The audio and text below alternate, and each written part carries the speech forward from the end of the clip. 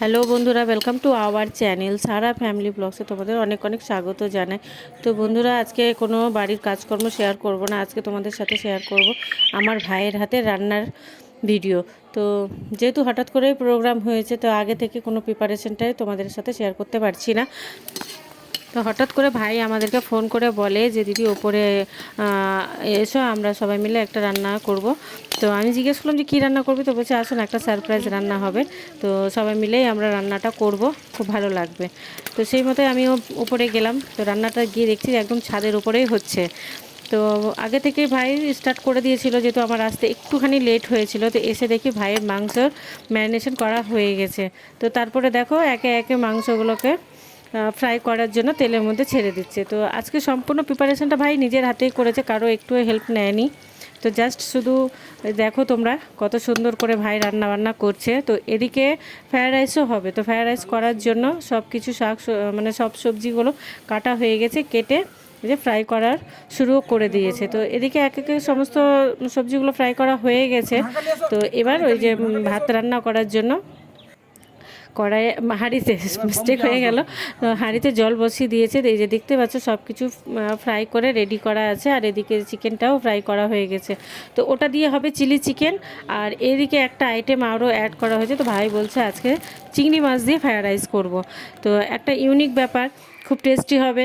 তো শুনে দিয়ে বেশ ভালোও লাগলো, আর দেখতে বেশ ভালোও লাগছিলো। তো আজকে রান্নাটা হচ্ছিল উনুনে, তো কাঠের উনুনে রান্না হচ্ছিল। তো তোমরা তো সবাই জানো কাঠের উনুনে রান্না করলে এমনিতেই টেস্ট দ্বিগুণ হয়ে যায়। তো ভাতের জলটা গরম হতে হতে ভাই এদিকে সব কিছু রেডি করে নিচ্ছিল। আর ওদিকে দেখতেই পাচ্ছ চালটা আমাদের আগে থেকে ভিজিয়ে রাখা হয়েছে। চালটা আগে থেকে ভিজিয়ে রাখলে কী হয় কি, তাড়াতাড়ি ভাতটা হয়ে যায়। তো সেই মতে আগে থেকেই চালটাকে ভিজিয়ে রাখা হয়েছে। তো এদিকে সব কিছু মশলাপাতিগুলো গুছিয়ে রাখা আছে। আর এদিকে আমাদের উনুনটা দেখো কত সুন্দর করে দাও দাও করে জ্বলে যাচ্ছে। তো এদিকে চিংড়িটাও আমাদের ফ্রাই করা বাকি ছিল, তো চিংড়িটা ফ্রাই করা হয়ে গেল। আর এদিকে এক্সট্রা করে চিলি চিকেনের জন্য ভাই মশলাগুলোকে রেডি করে নিচ্ছিল। তো এদিকে আমাদের চিলি চিকেন বসানো হয়ে গেছে। তো এদিকে যে মশলাপাতিগুলো ভাই ভালো করে কষিয়ে নিচ্ছে। আর আমাদের রান্না করতে করতে এই যে দেখো অন্ধকার লেগে গেছে। মানে অনেকটা লেট হয়ে গেছিলো, যেহেতু আমরা বিকেলেই ভাই প্রোগ্রামটা করেছিল। তো সব কিছু প্রিপারেশন করতে করতে সন্ধ্যা মানে কি রাতি হয়ে গেছে।